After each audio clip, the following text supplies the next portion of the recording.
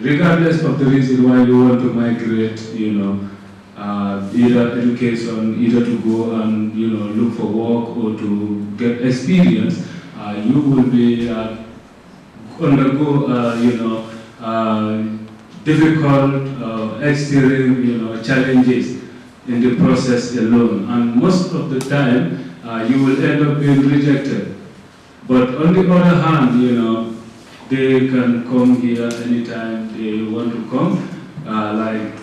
Those countries that are denying us visa to go there can come, anytime that they want to come here, and our states are not, doing anything. Even though sometimes if they come here, they will, exploit our resources, because in the Gambia we can say most of the investors are owned by foreign investors, and Gambians working there cannot sustain themselves with the salaries that they are getting through those jobs.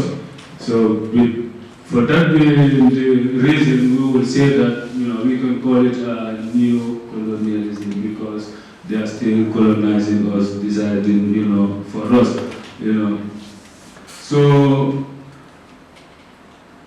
from there, I went to the journey, and like the legal expert said, we have the right to protection, even in the hardest place, in the prison, because I will not call it detention centers, those are prisons, because our rights are seized, the right to health was not given to us, they didn't even explain why we were held in those prisons, because that's how we call it.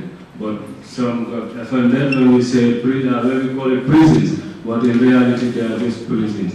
And I can remember I was tortured in that prison, and luckily, I am still alive, but I've seen also who lost their life due to the heavy tortures that they face on this, in this prison. So, and coming back to Gambia also was not voluntarily in general, because there was no way out for us to proceed our journey, but the only way out was to come back to our country.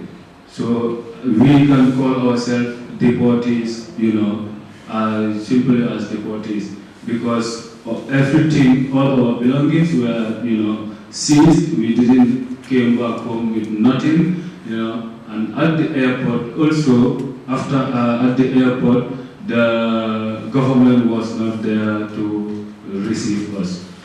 So you will understand that, it was not like a voluntary return. I'm sorry, Jared, the IOF, they use AVDR, but in reality, it is not a voluntary return, because that's the only choice given to us. And I believe voluntary should be something that you are willing to do. Yes, because all the money that I spent, end up in that prison, face all challenges, come back home with empty-handed. I think nobody would want to, end up in those kind of situations. And after coming back, we decided to create something in order to contribute, to this development in this country, as well as to discourage our other fellows, because Gambia has a youthful population.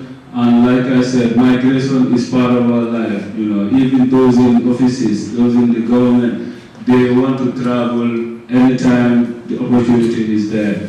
So meaning, young people here, students, even civil servants who want to embark.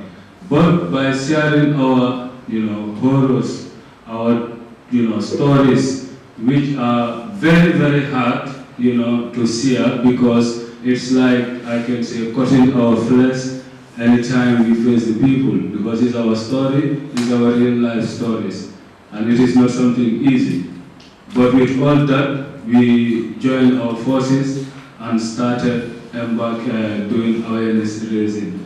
And we can say that a lot of organizations, even the government, they they put more funds in raising awareness. And as we are today, we can say, it is less effective in reality. Why? Because, young Gambians are still going. Migrants who were in the forefront in the advocacy have embarked on this journey. So it's not only about awareness raising, but rather to promote more alternatives, more opportunities that will complement the awareness raising.